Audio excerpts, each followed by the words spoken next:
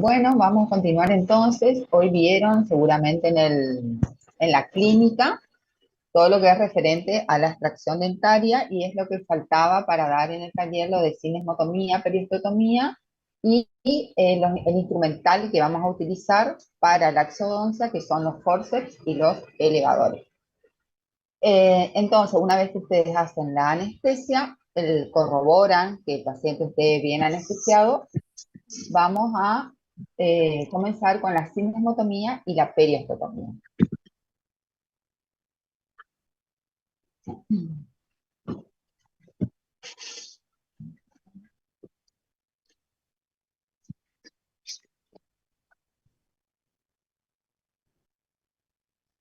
La cinesmotomía son las maniobras operatorias que nos van a permitir cortar las inserciones gingivales de la pieza dentaria a extraer. Estas inserciones gingivales serían el periodonto de protección, lo que es la encía adherida y las fibras dentogingivales.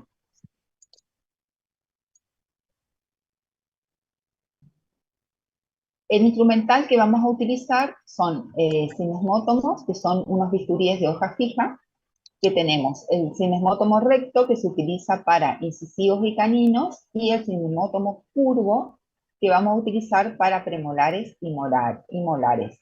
También se puede utilizar el bisturí de hoja intercambiable con el mango Bud Parker número 3 y la hoja 15C.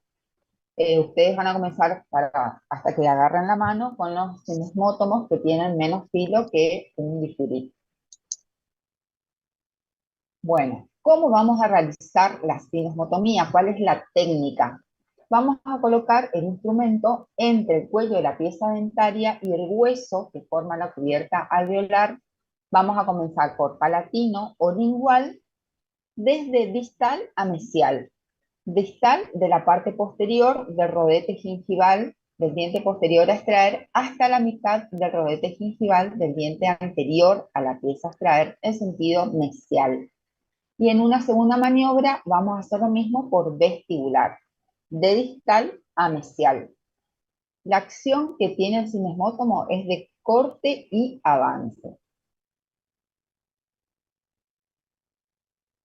Acá tenemos un ejemplo, cuando, por ejemplo, si vamos a hacer la extracción del segundo premolar, vamos a comenzar por palatino desde la parte media del rodete del diente posterior, insinuamos la parte activa entre la pieza dentaria y la encía y cortamos y avanzamos incluyendo a las papilas hasta la mitad del rodete gingival de la pieza dentaria anterior a extraer. Una vez que hicimos eso por palatino lingual, vamos a vestibular y hacemos lo mismo. Desde distal, contorneamos todo, incluyendo las papilas, hasta mesial del diente anterior. En el caso de que nuestra pieza dentaria a extraer no tenga piezas dentarias vecinas, vamos a extendernos 5 milímetros hacia distal y 5 milímetros hacia mesial sobre la cresta alveolar. ¿Sí?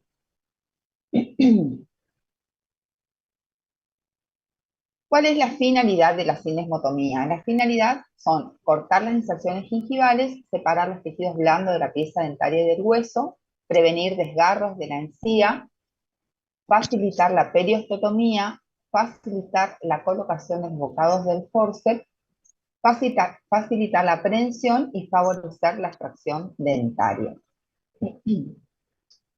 Una vez que realizamos la cinesmotomía, pasamos al otro tiempo, que es la periostotomía, que es la maniobra operatoria por la cual vamos a separar la encía que cortamos y vamos a descubrir el brocal alveolar de la pieza dentaria a extraer. ¿Con qué instrumental vamos a realizar esta maniobra? Tenemos los periostótomos, las legras y las espátulas de Fries.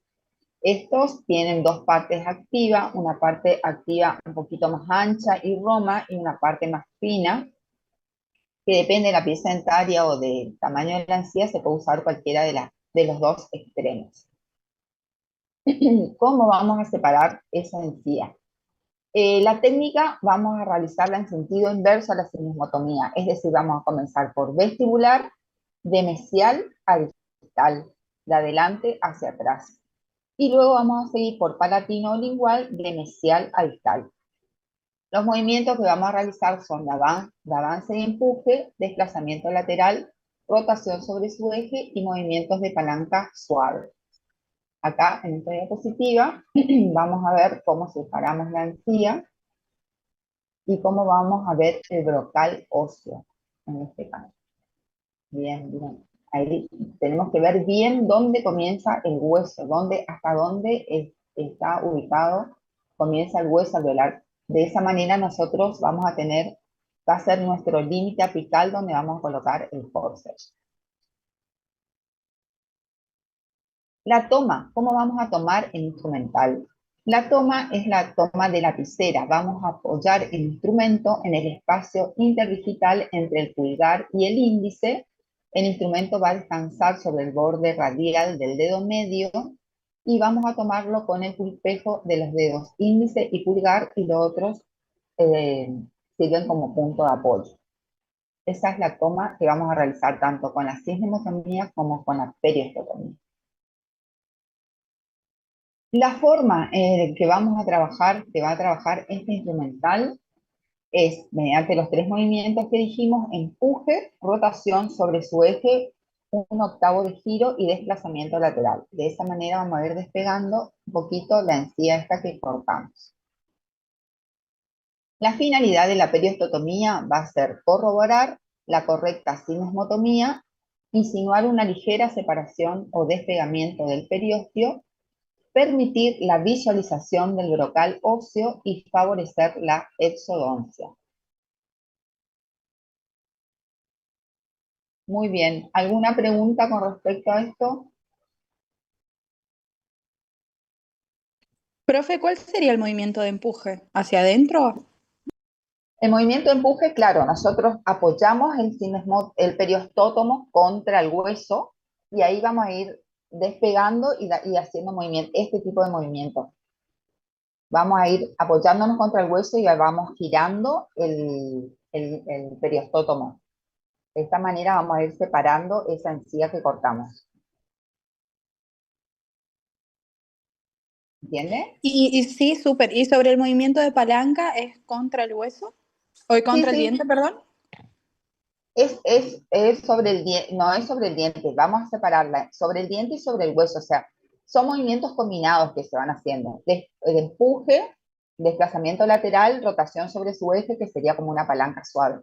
Pero es este movimiento, nosotros nos apoyamos contra el hueso y vamos haciendo este tipo de movimientos para separar esa encía que cortamos. Perfecto, profe. ¿Y la parte cóncava y la parte convexa van hacia dónde? ¿La cóncava hacia el diente? La cóncava va hacia el diente, siempre mira hacia el diente. ¿Sí? Súper, buenísimo. Bueno, ¿otra pregunta? ¿Podría explicar de nuevo lo de la técnica de la sindesmotomía, donde Dale. menciona que eh, extraer, sí, esa parte, que comienza por palatino lingual y se va extendiendo hacia dónde? Bueno, para ver qué muestro. Muestro otra vez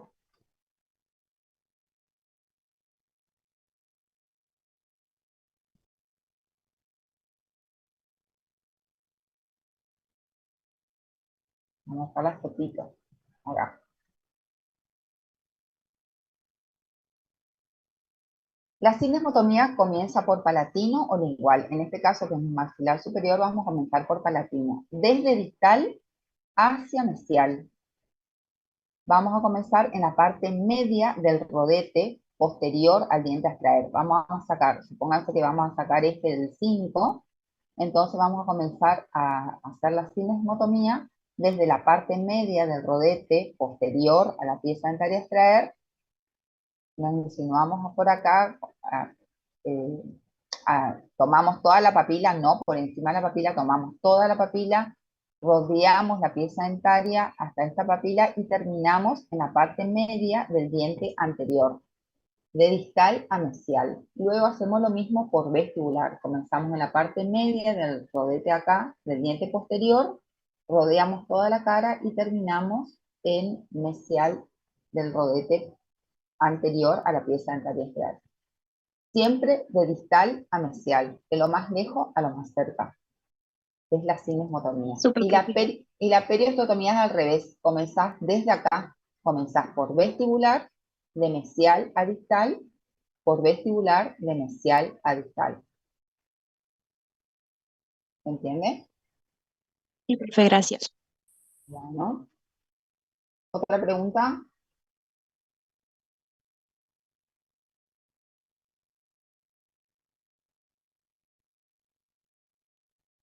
Bueno, vamos a leer otro tema.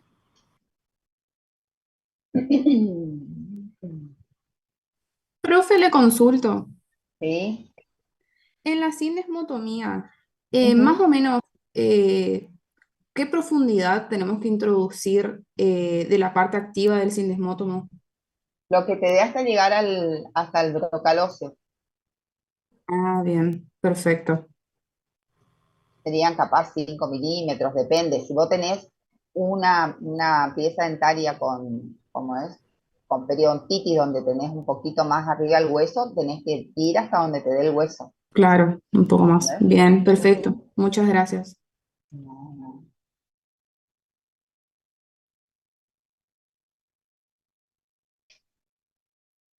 Bueno, entonces ahora vamos a ir a lo que es exodoncia, que vamos a ver, qué es la exodoncia no es lo mismo que la extracción dentaria. Son conceptos diferentes. La exodoncia es la parte de la cirugía bucal que se encarga del estudio de todo lo referente a la extracción dentaria.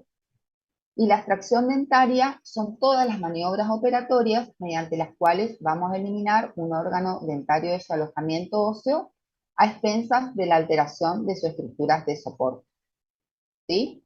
Entonces la exodoncia es la parte de la cirugía que se encarga de todo el estudio referente a la extracción dentaria, y la extracción dentaria es la maniobra mediante la cual vamos a eliminar la pieza dentaria de su alojamiento óseo a expensas de la alteración de sus estructuras de soporte. ¿Con qué instrumental? Tenemos dos instrumentales que nos van a ayudar a realizar esta maniobra, que son los forceps y los elevadores. Los forceps son instrumentos que se van a basar en principios de física, toman a la pieza dentaria y con movimientos particulares va a eliminar de su alejamiento óseo a expensas de la alteración de sus estructuras de soporte, y actúa como una palanca de segundo género. Acá está, esto es un forceps. Las partes constitutivas tienen una parte, un bocado o parte activa, unidos por una charnela o tornillo a una parte pasiva o mango. La parte pasiva o mango presenta estriaciones para que tengan un mejor agarre. Tiene dos caras, dos bordes y dos extremos.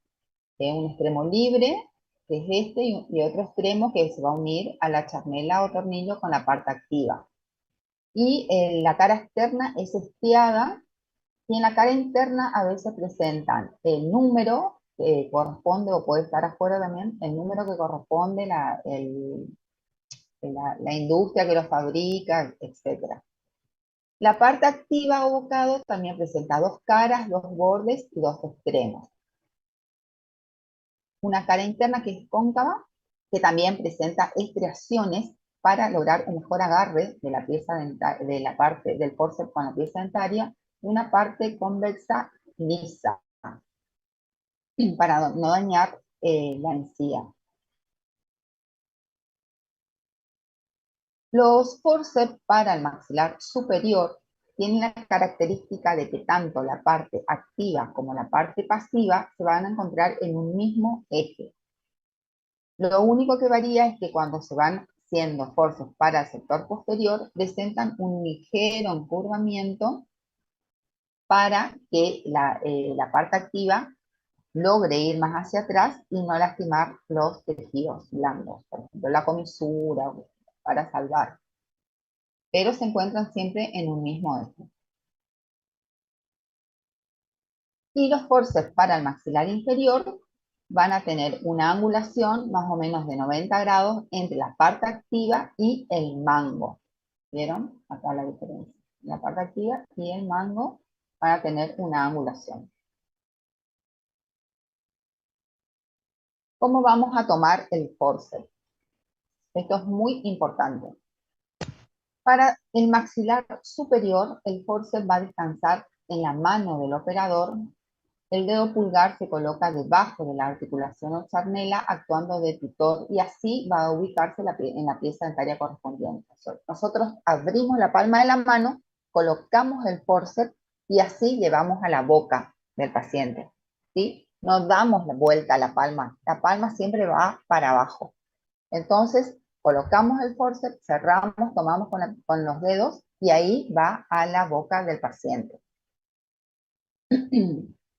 Y para el maxilar inferior también es la toma palmar, pero vamos a cerrar los 4 dedos sobre el borde inferior, digamos, y el pulgar es el que regula la fuerza entre ambas ramas. Los forceps que vamos a utilizar en el maxilar superior tenemos el número 2, que es para incisivos y caninos, el 7, que es para premolares superiores. Vieron que la parte activa es como que ya se va haciendo un poco más robusta. Tenemos forceps para molares derechos, el número 17, para molares izquierdos, el número 18, para terceros molares el 67 y para restos radiculares el 51 y el 51A. Como ustedes pueden ver, para restos radiculares la parte activa es mucho más fina y la diferencia que tenemos acá para forceps es tenemos dos forceps diferentes de acuerdo al molar que nosotros vamos a extraer.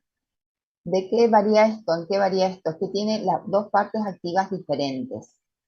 La parte activa que va a ir hacia la cara palatina es roma, digamos, es angulada, y la parte activa que va a ir hacia vestibular tiene forma de techo de rancho o a dos agujas, es así como una puntita. ¿Por qué? Porque ahí vamos a tener la furcación de las raíces, entonces para que esa muesca que tiene calce bien en la furcación de las raíces y logramos un buen agarre. Por eso tenemos dos diferentes, porque es el que es el 18, si colocamos en los molares derechos, va a quedar la parte activa en palatino y viceversa. O sea que eso tienen que tener cuidado cuando piden el forceps de acuerdo al molar que ustedes van a sacar. Y para la arcada inferior tenemos el 74, que es para incisivos inferiores, el 13, que es para caninos y premolares, y el 73, que es para molares inferiores, el 79 para molares, terceros molares, y para restos radiculares tenemos el 74 y el 74M. El forceps para molares inferiores acaba a variar, ya que las dos partes activas van a tener forma de techo de rancho. ¿Por qué? Porque los molares inferiores son birradiculares, es decir, que se van a adaptar tanto en la parte vestibular como en la parte lingual en la furcación de las raíces. Bueno, ¿cuándo está indicada? Las indicaciones la axodoncia en dientes con afecciones pulpares, cuando hay destrucción extensa de los tejidos, reabsorción, cuando tenemos una reabsorción dentinaria interna externa, dientes retenidos, semi-retenidos, ectópicos, heterotópicos, dientes supernumerarios, por razones ortodónticas, protéticas, periodontales, quirúrgicas, profilácticas y en dientes temporarios. Yo le decía a mis alumnos que cuando tengan, por ejemplo, perdón, generalmente por razones ortodónticas están indicadas las extracciones de los premolares, de los primeros premolares, que son sanos, o si el paciente tiene una sola pieza dentaria en la arcada y se va a realizar una prótesis, tienen que traer la indicación escrita, entonces abrochan a la historia clínica, porque no se permite sacar dientes sanos, salvo que tengan una periodontitis grado 3 o grado 4. Entonces, piden al odontólogo que le haga las razones ortodónticas o periodontales o protésicas, y eso va abrochada a la historia clínica. Profe, ¿qué es ¿Sí? ectópico, ectópicos y heterotrópicos? Dientes ectópicos y heterotópicos son los dientes que nos salen ustedes van a sacar piezas dentarias normalmente implantadas y en sus lugares, o normalmente ubicadas, digamos. Los dientes ectópicos y heterotópicos son aquellas piezas dentarias que no están ubicadas normalmente en la arcada. Los ectópicos son aquellos que salen en otros lugares. Y los heterotópicos son aquellos que están vestibularizados o lingualizados o palatinizados. ¿Entiendes? Más o Que menos. que no están en la misma arcada, o sea, están rotados hacia adentro, hacia afuera. Los caninos, por ejemplo, que salen por vestibular, esos son dientes heterotópicos. ¿Y ectópicos? Y ¿Qué? ectópicos son cuando están en otro lado de la arcada, por ejemplo, un tercero que está en otra posición, un canino que está retenido en una posición ectópica, por ejemplo, no está en el lugar del canino, por ejemplo, está cerca del borde basilar o cerca de la línea media, ¿se entiende? Muy, No, no, más lejos todavía. claro, más lejos, no ocupa su lugar habitual en la arcada. En Ujú. cambio, los heterotópicos están en su lugar, pero están o vestibularizados, o lingualizados, o rotados, ¿se entiende? Sí, Ujú. gracias. Bueno. ¿Cuáles son los tiempos de la exodoncia con forceps? Esto es muy importante, ¿eh? Le habrán explicado los docentes, pero por eso vamos a reforzar. En el primer tiempo es la prehensión de la pieza dentaria o aplicación del forceps. Luego tenemos un segundo tiempo, que es la luxación o la desarticulación, y un tercer tiempo, que es la tracción. El primer tiempo, que es la prehensión, tenemos ciertos requisitos que ustedes tienen que cumplir. La primera es colocar el forceps en forma suave y lenta y ambos bocados a la vez. Siempre en cemento útil. ¿Qué quiere decir cemento útil? Libre de caries, que esté sano, ¿sí? Nunca en esmalte. Lo más apical posible para disminuir el brazo de palanca. Es decir, que tenemos que colocar bien arriba o bien abajo, de acuerdo al maxilar con que están trabajando, bien cerca del brocal óseo.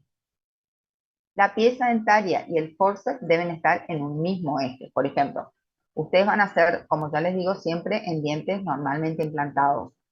Por ejemplo, después el día de mañana, cuando encuentren un diente que esté en giroversión, por ejemplo, ustedes tienen que colocar el forceps siguiendo el sentido en donde está girado la pieza dentaria. Siempre tiene que estar el forceps y el diente en el mismo eje. Profe, ¿puede ¿Sí? explicar mejor qué es el brocal, o sea, en el gráfico? El brocal óseo, bueno, Sí. el brocal óseo es este. El brocal óseo es el hueso que nosotros vamos a descubrir con la periostotomía. ¿Se acuerdan hoy que puse esa imagen donde estaba la encía levantada? Ustedes van a Ujú. levantar la encía, van a cortar y van a separar y van a levantar la encía con el cinesmótomo y el peristótomo. Ahí van a ver que el diente, van a ver la corona del diente y un principio de la raíz, digamos. Que eso va a estar cubierto por un hueso.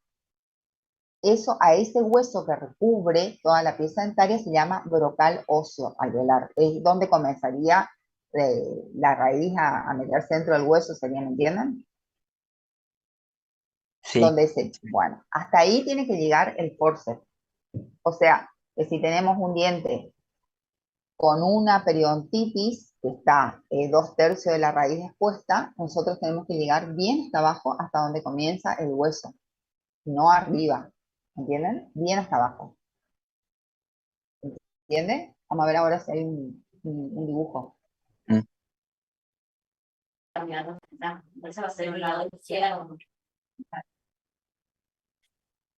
Bueno, el segundo tiempo, que es la luxación o desarticulación dentaria. Brisa, ¿tenés abierto tu micrófono? Por favor, si podés cerrar.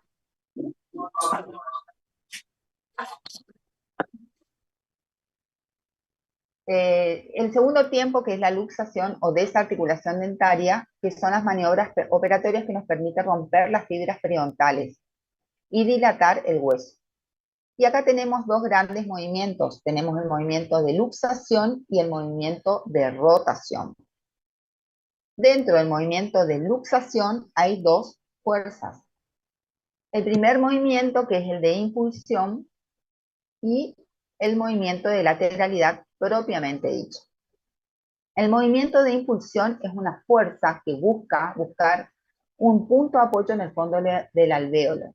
¿Para qué? Para trasladar el punto de apoyo y así vamos a transformar el forceps en una palanca de segundo género. Yo le decía a los chicos, cuando nosotros tomamos el forceps, el diente con el forceps, el punto de apoyo va a estar acá, en el brocaloso, en el cemento útil de la pieza dentaria, en el cemento útil porque es donde nosotros agarramos.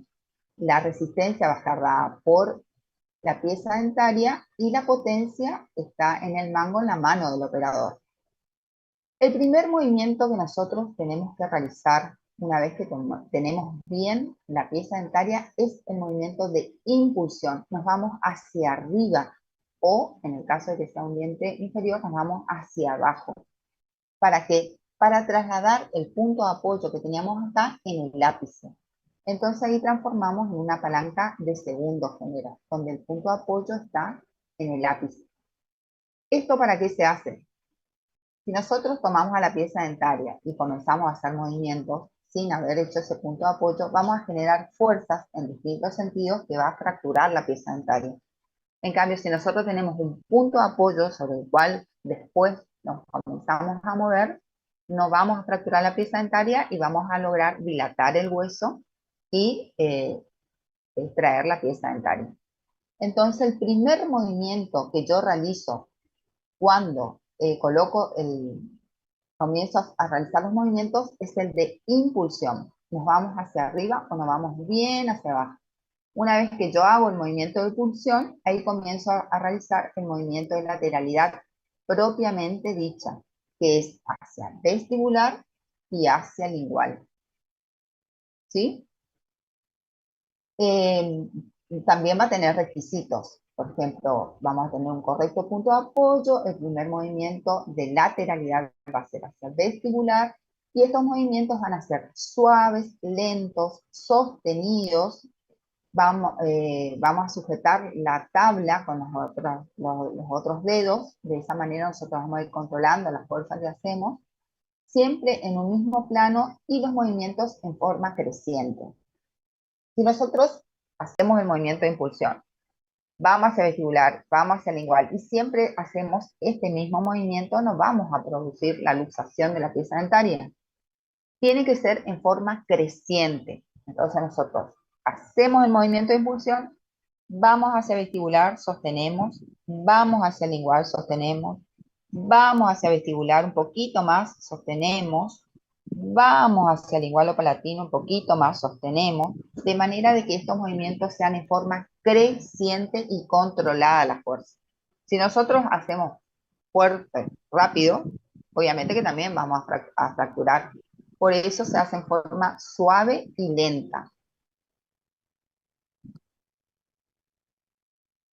Luego tenemos otro movimiento que en los movimientos de luxación, que es el movimiento de rotación. Este movimiento de rotación tiene ciertos requisitos, es decir, que actúa sin el movimiento de impulsión. ¿Se acuerdan que yo le dije que el primer movimiento o fuerza que hacíamos era el de impulsión para realizar los otros movimientos? Para hacer movimiento de rotación no se hace el movimiento de impulsión y se realiza en dientes monorradiculares de raíces cónicas sin anomalías apicales. Y el primer movimiento que se realiza es hacia distal. ¿Por qué? Porque si tiene una anomalía apical, generalmente las dilaceraciones van hacia distal. Entonces, el primer movimiento es siempre hacia distal para no fracturar la raíz. Y no más de un octavo de estiro. Este movimiento se realiza en incisivos centrales, que son bien cónicas, en caninos, a veces que no tengan anomalías apicales, Y cuando tenemos separadas las raíces de un primer molar, por ejemplo, en la raíz palatina, porque son raíces bien cónicas. Por ejemplo, este movimiento no se puede realizar en un incisivo inferior. ¿Por qué? Porque tiene un estrechamiento mesodistal, digamos, que no los hace cónicos. Entonces vamos a producir también la fractura de la pieza dentaria. Solamente en dientes monorradiculares de raíces cónicas, caninos también inferiores puede ser. Y actúa solamente el movimiento de rotación puro. Nosotros tomamos la pieza dentaria, como está acá, y la realizamos. El primer movimiento hacia distal, sostenemos, también siempre son sostenidos los movimientos, luego vamos hacia mesial, luego vamos hacia distal otra vez para luxar la pieza dentaria. Y una vez que esté luxado la pieza dentaria, vamos al tercer tiempo, que es la tracción, que es la fuerza que nos permite retirar a la pieza dentaria de su alvéolo. ¿Cuándo vamos a realizar este tiempo? Cuando el diente está luxado, se realiza siempre hacia vestibular, conjuntamente con rotación o posterior a la rotación, con movimientos suaves y siguiendo el sentido opuesto al de la implantación dental.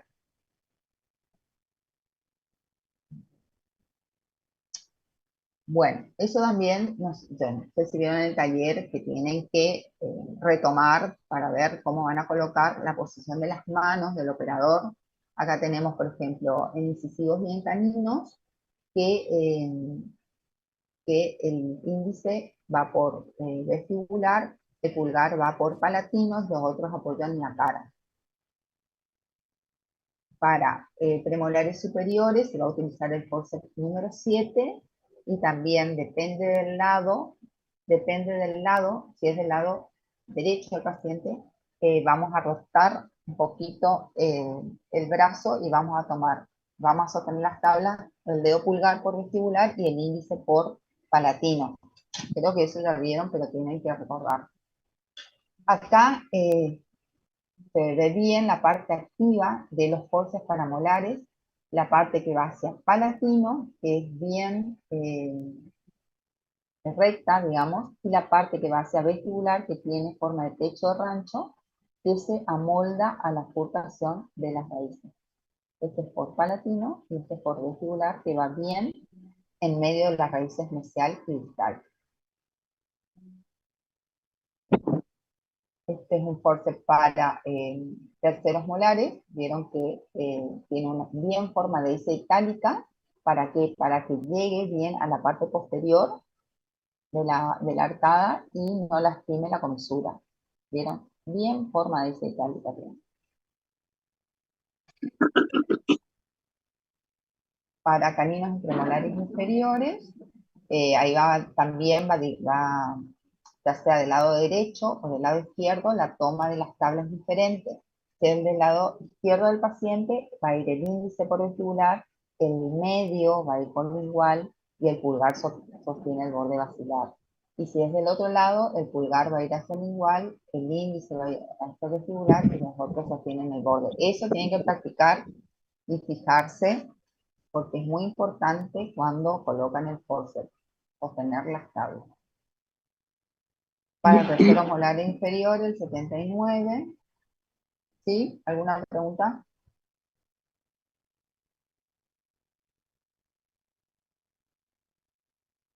Entonces acá, acuérdense que el primer movimiento en la parte de la luxación o desarticulación dentaria es el movimiento de impulsión.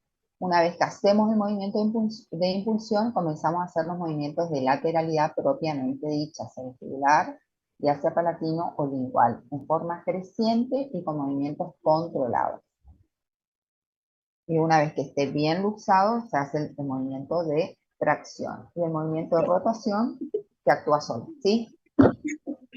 Disculpe, profe, este power van a subir al aula después. Sí, todos Vale. voy a subir al auto. No, no quería tener explicado. ¿Alguna duda? La técnica con elevadores vamos a ver más adelante. Ya les doy todo. Acá están la biografía, la bibliografía, Calles Poda, Navarro Vila, Donado, los que puedan, si quieren profundizar un poquito más. Y vamos a ir a la otra.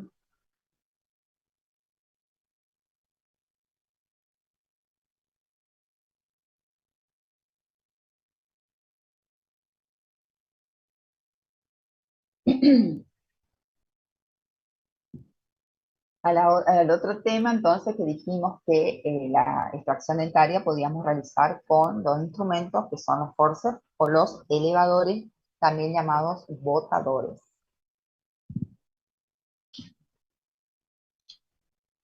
¿Qué son los elevadores? Son instrumentos que también basados en principios físicos se aplican en la exodoncia con el objeto de movilizar o extraer dientes o raíces dentarias, ya sea como complemento del forceps o como instrumental principal en extracciones quirúrgicas. Nosotros podemos luxar la pieza dentaria con el elevador y terminar la extracción con el forceps, o podemos utilizar solamente los elevadores.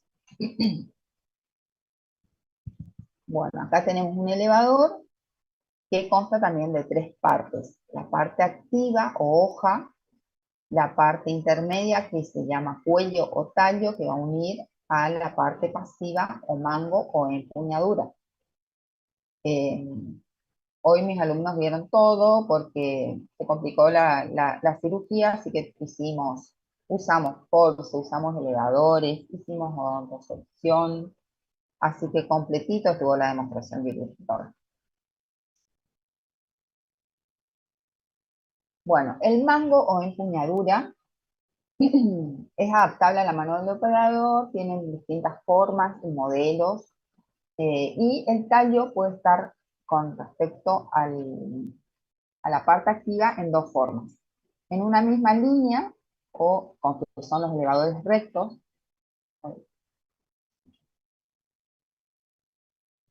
en una misma línea como este, que son los elevadores rectos, que tanto la parte pasiva como el mango se encuentran en una misma línea, o en perpendicular al tallo formando una T, que son los elevadores en barra cruzada, que tienen la ventaja de facilitar el manejo y hacer más eficaz la aplicación de las fuerzas. El tallo o vástago, bueno, el mango puede ser de forma hexagonal, octogonal, lisa, estriada, pueden ser huecos, pueden ser macizos, pueden tener diferentes formas. El tallo o vástago, que une el mango con la hoja o parte activa, debe adaptarse a la vía bucal, bueno, está construido de acero, debe ser suficientemente resistente.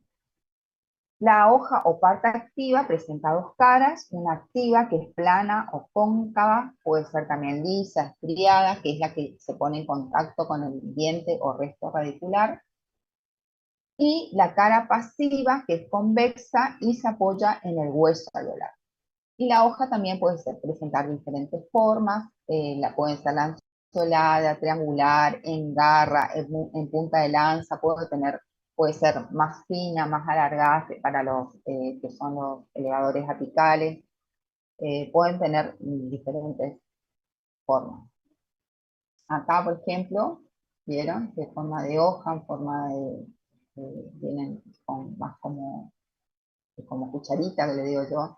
Estos son más para restos radiculares o apicales. Tienen diferentes formas. Algunos están en el mismo eje o pueden tener una curvatura también con el mango. En este caso, este es un elevador recto donde el tallo con la hoja están en el mismo eje. Estos son los elevadores en barra cruzada que tienen en forma perpendicular. Estos, fíjense que tienen como pata de cabra, se llaman porque tienen como una hoja triangular. Y estos son los de Clef-Den, que vienen también lapares. Estos vienen lapares, que tienen la pata activa como más aguda, digamos, para que tengan una mayor profundidad. ¿Por qué vienen lapares estos? Porque un elevador es para la cara inicial de la pieza dentaria y el otro es para la cara distal de la pieza dentaria. Porque si nosotros colocamos el mesial en la parte distal, digamos, es medio complicado, va a mirar hacia el diente vecino. Entonces estos siempre vienen de a pares porque es para la raíz mesial, para la cara mesial o para la raíz distal del mismo diente. Estos tenemos acá otra vez los elevadores de Winter, que tienen los 11 y los 14. Los 14 son como más para ya fracturas del tercio medio o del tercio inferior, porque la parte activa es como más aguda, y esto es para dientes enteros. Los elevadores apicales, y estos también se utilizan para dientes enteros o para dientes con fracturas. Bueno, estos van a actuar por principio de palanca, y tenemos el principio de palanca de primer y segundo género, principio de cuña y principio de rueda y eje. El principio de palanca pueden actuar por la palanca de primer género y de segundo género. En la palanca de primer género dice que la potencia siempre está en un extremo, que es la mano del operador, la resistencia está en el otro punto, y el punto de apoyo se va a encontrar en el medio. Es cuando el elevador se aplica en una de las caras del diente a extraer, ya sea mesial, distal o vestibular. El instrumento se apoya siempre en el hueso, siempre el instrumento apoyado en el hueso, y ahí se ejerce la potencia necesaria para desplazar la pieza dentaria o raíz en sentido contrario a la fuerza realizada. Esa es la de primer género. La de segundo género es cuando tenemos el punto de apoyo más hacia apical, como en el actual forceps, más hacia apical, la resistencia en el medio y la potencia en un extremo. Y moviliza el diente en el mismo sentido que fue realizada la fuerza. Luego tenemos el principio de cuña, que es cuando el elevador se introduce entre la raíz y la pared del hueso, y por acción del plano inclinado va a desplazar al diente en sentido inverso a la fuerza realizada. El principio de cuña es el primero que nosotros vamos a realizar con el elevador, que es cuando insinuamos el elevador entre el hueso y la raíz del diente. Generalmente se da también vamos a realizar con los elevadores rectos, y una vez que nosotros vamos a hacer la fuerza en un sentido, esa fuerza va a dar como resultante fuerzas en sentido inverso y va a desplazar a la pieza dentaria en sentido inverso, digamos. El elevador se va a introducir con movimiento de rotación sobre su eje, lo que va a agrandar el alvéolo. Por acción de cuña desplaza el diente de su alvéolo. Y luego tenemos el principio de rueda y eje, que se da en los elevadores en forma de T, que tienen una rueda grande, que es el mango, que está unida por un eje a una rueda menor, que es la parte activa, donde al aplicar la fuerza en la rueda grande se va a multiplicar la potencia en el extremo de la parte activa, logrando la elevación de la pieza dentaria. Estos principios de rueda y eje se utilizan en los elevadores en forma de T, que se usan en los molares inferiores. La toma del elevador también va a ser palmar. Vamos a colocar todo el instrumento en la palma de la mano, cerramos, y el índice va extendido sobre el tallo, y es el que también nos va a regular la fuerza. En los de barra cruzada o en T también vamos a tomar en el medio de la mano, vamos a cerrar, y el índice siempre va extendido sobre el tallo. Ven que este tiene forma de banderita, que es parecido, la parte activa. Y los tiempos de la ortodoncia con los elevadores también son 3. La aplicación del elevador, la luxación y la extracción del diente o resto radicular. La aplicación del elevador. Acá tenemos que tener en cuenta que tenemos que tener dos lugares bien diferenciados, que es la aplicación y el punto de apoyo. La aplicación es la zona o lugar de la pieza dentaria o resto que toma contacto con la punta del elevador. que es siempre de cemento, caras proximales, mesial o distal o cara vestibular. Esa es la aplicación, o sea, nosotros es ahí donde vamos a colocar el elevador. Y el punto de apoyo es la parte del hueso alveolar donde vamos a apoyar el instrumento para poder realizar nuestras fuerzas. Puede ser hueso alveolar, interseptum, luego tenemos el septum, en última instancia los bordes vestibulares, palatino casi nunca se usa, y también puede ser una pieza dentaria vecina, el punto de apoyo. Pero ¿qué pasa? Esta pieza dentaria vecina podemos luxar si nosotros usamos como punto de apoyo, entonces no es recomendable. O tiene que tener ciertos requisitos, por ejemplo, hacer una pieza que esté muy bien implantada, que no tenga restauraciones, pero generalmente tomamos como punto de apoyo el hueso alveolar. El tiempo de luxación, vamos a aplicar primero el principio de cuña, que es el que dijimos que el primero para introducir el elevador, 1 o 2 milímetros. Una vez que nosotros introducimos bien el elevador, ahí vamos a aplicar los movimientos de palanca. Con movimientos sucesivos de rotación descenso, vamos a realizar la elevación de las raíces que pueden extraerse con los elevadores apropiados o con los forceps, como decimos, nos pueden ayudar para luxar o terminar la extracción con un forceps o directamente con el mismo elevador. Acá me falta una diapositiva que es las normas para el uso de los elevadores que tenemos que tener. Tenemos que siempre separarlos, usar los elevadores sobre hueso o sobre pieza dentaria, es decir, que tienen que estar desprovistos de tejidos blandos.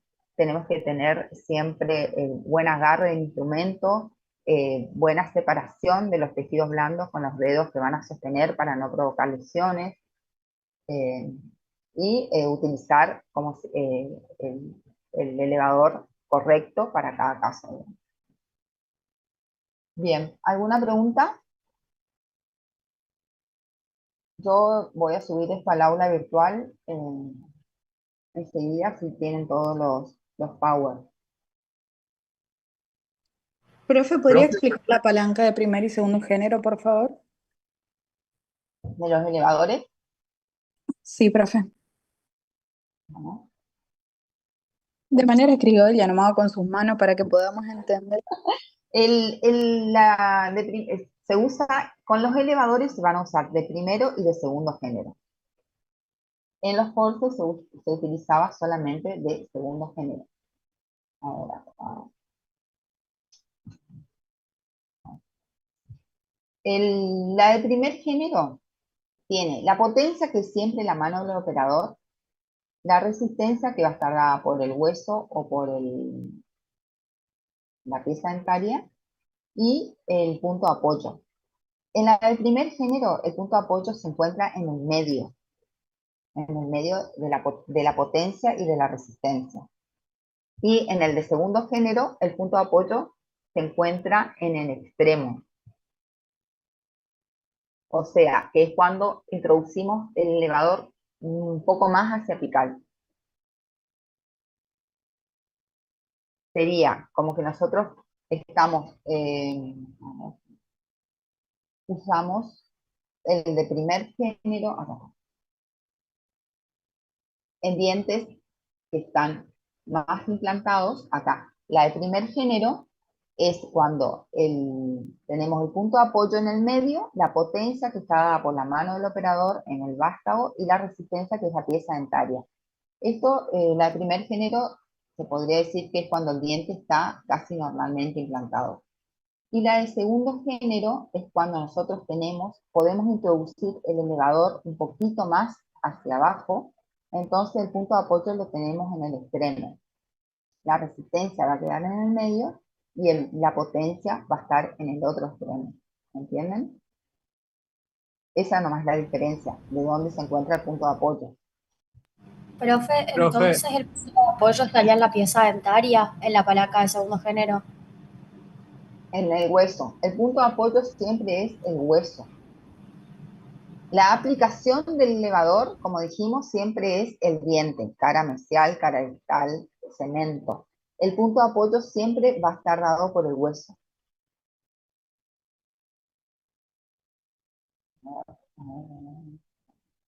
Acá. Para la aplicación del elevador tenemos que tener en cuenta dos cosas. Dijimos la aplicación y el punto de apoyo. La aplicación es el lugar que va a tomar contacto la parte activa con la pieza dentaria, ¿sí? Que puede ser cemento, caras proximales, mesial, distal o cara vestibular. Y el punto de apoyo es el hueso alveolar. Nosotros nos vamos a apoyar sobre el hueso para realizar la fuerza y así elevar la raíz o la pieza dentaria del alvéolo. Este hueso puede ser interseptum o septum y en última instancia los bordes vestibulares o palatinos. ¿Para qué? Para no dañar o no romper ese hueso. ¿Entiendes? Más o Sí, menos. profe. Entonces, solo si se nos complica con el forceps, ahí recién utilizamos los elevadores. Sí. Ujú. Bien. Ustedes acá Profe, tienen que enfocarse en usar los forceps. Profe, en profe, caso una de utilizar pregunta. un elevador, ¿Sí? ¿es el recto únicamente? ¿Cómo? En caso de utilizar un elevador, Ajá. únicamente el recto. Únicamente restos no, porque podés usar para luxar, por ejemplo, un molar que está muy tomado, digamos. Podés usar un elevador para tratar de luxar un poquito, para insinuarte entre el hueso y la pieza dentaria y después usar un forceps. No, el tipo de elevador es el recto. Sí, el recto es como el caballito de batalla, digamos, sirve para cualquier pieza dentaria. Profe, Gracias. volviendo a los de palanca con el elevador, ¿Sí? la tipo 2 haríamos más con el fin de luxar nomás la pieza dentaria. Cualquiera de las O, dos luxan la pieza dentaria. y o sea, eso es a criterio de uno, cuál de las dos palancas quiere Claro, o ocupar. sea, vos no estás diciendo, ay, acá aplico palanca de primer género, ay, acá hago palanca de segundo género, acá estoy haciendo cuña, o sea, los movimientos se hacen en forma conjunta, Ah, pero es dale. para que ustedes vean cómo actúa los principios físicos por lo que actúa el elevador, pero es en forma conjunta, trabajan los elevadores, los principios físicos, digamos. Salvo el de rueda y eje que es solamente para los elevadores en barra cruzada que se usan en el molares inferiores. Ah, dale, Pero el de profe. cuña y los de palanca actúan siempre. ¿Solo en molares inferiores, profe? Sí, los de barra cruzada sí. ¿Y por qué? Porque son instrumentos muy potentes, digamos, que no se utilizan para superiores. Gracias, profe. Están indicados solamente para los inferiores. ¿Alguna otra pregunta?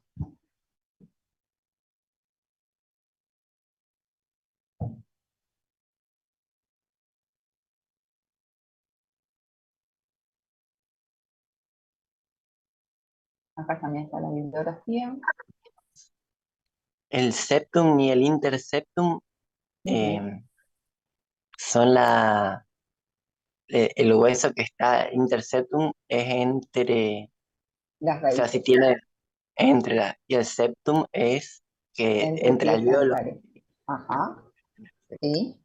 Porque vos, por ejemplo, podés hacer una odontosección y sacar una raíz, por ejemplo, la mesial, te queda la distal, y vos podés usar el interseptum como punto de apoyo.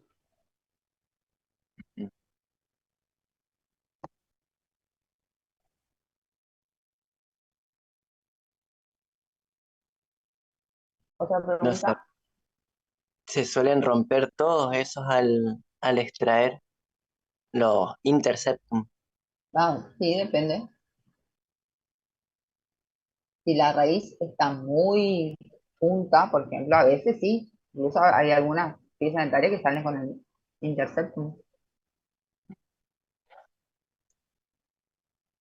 Hoy no me quedó muy claro cuando cierra, se Mm. aprieta digamos, no para adentro las tablas óseas, Mm, sin, em, o sea, la forma de apretar la tabla ósea cuando se extrae la pieza es por vestibular y palatino, igual, ¿Cómo como apretar la tabla ósea? sería, no se aprieta, digamos, no, No, no sé. No te estoy entendiendo lo que me quieres decir. cuando se hace la extracción, Con forceps. eh, Mm. em, Nosotros lo que queremos indistintamente, hacer es dilatar el hueso, no no, apretar. una vez Ajá, extraído, sí. sí, se hace una costura, pero no se unen los dos huesos, no unís las dos tablas. No, no, no se unen.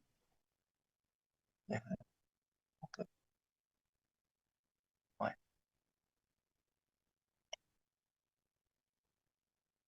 gracias. Ahí hay dos teorías, digamos, o sea, no dos.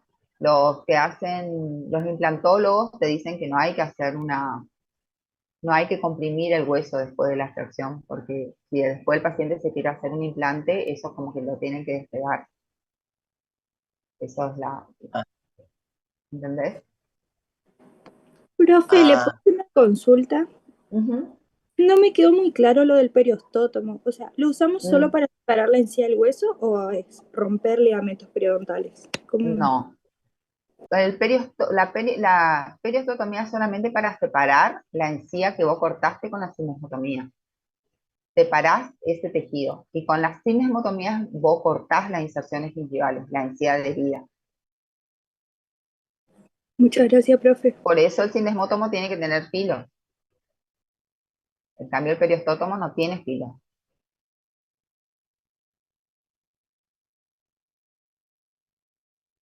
¿Alguna otra duda? Profe, yo tengo una pregunta. Sí. Vio que dependiendo la hoja del elevador, o sea, tenemos distintos, están los rectos, los acanalados, los que tienen como formita de Sí. bandera. ¿En qué caso usamos cada uno? Porque el recto usamos en la mayoría, ¿verdad? Y los demás, ¿cuándo usamos? El recto es el caballito de batalla. Y los otros depende de, por ejemplo, si tenés una fractura o viene una pieza dentaria a nivel cervical, por ejemplo, rota.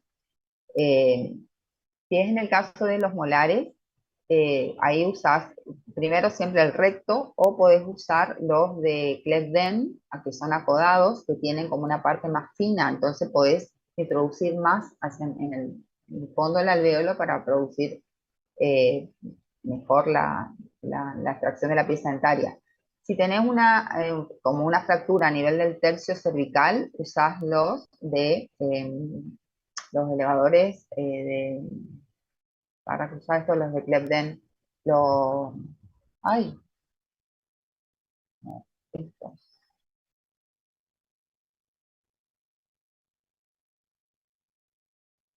los de Winter.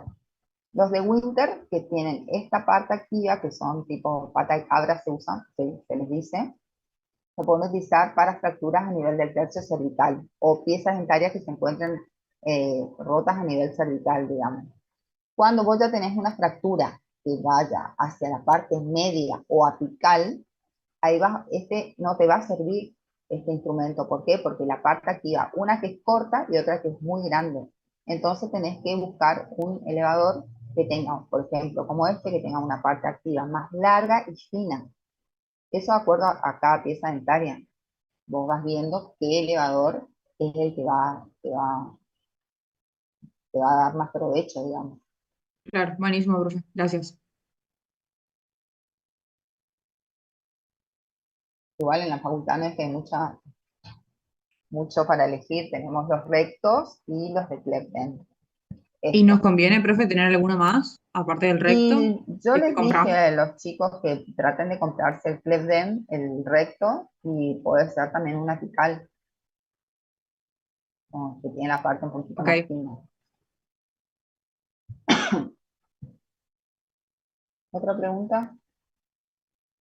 Pero que tengan en cuenta la parte activa, que no sea como una cuchara, que sea más plana, no como, porque por ahí le venden unas que son tipo una cucharota, esas no sirven. Bueno, profe, gracias. ¿No? Profe, ¿usted tiene idea si el lunes que viene ya tenemos que empezar a llevar pacientes nosotros? Sí, la pueden llevarla.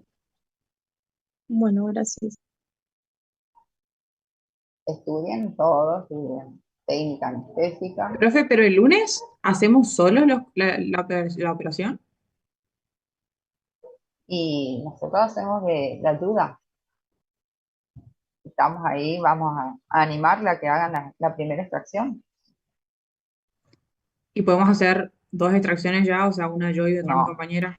Ah, sí, eso sí, una cada uno, en Sí, diferentes sí, pacientes, en sí, diferentes sí, pacientes. sí, sí, sí. ¿Otra pregunta? Profe, ¿y en un día se puede hacer, por ejemplo, si yo tengo 2 pacientes, ¿puedo llevar 2 pacientes en un día? No, es un paciente por día. Se alcanza bien, son 12, tienen 12 clases y tienen que hacer 9 Bueno, gracias. extracciones.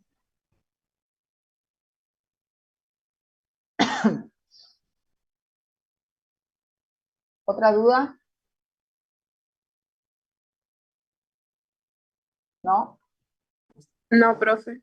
Bueno, entonces, Profe, puestos, ¿sí? perdón, le molesto. La fecha de los exámenes, ¿eso no van a subir en el Está todo aula? está en el aula, No, profe. ¿no está? No subieron nada. ¿Estás segura? Recién me fijé antes de la clase, profe, y no había nada. No, no está en el aula, doctora. ¿No? No, no, para nada. No. No, eso no está en el aula, eso tengo que Ah, definir todavía con Secretaría Académica. bueno, ahí se está contestando la doctora López. Y el Gracias. miércoles recién voy a subir la fecha porque todavía no sé si vamos a cambiar de día ¿Por qué? por la cantidad de alumnos que son, no nos dan la carga horaria, así que vamos a ver cómo arreglamos. Bueno, muy bien. Gracias. Estamos entonces, yo esto subo al aula virtual para que ustedes vayan viendo y vayan Gracias, estudiando Doc. por sets. Bueno, nos vemos. Gracias, doctora. Chao, hasta Salud. luego.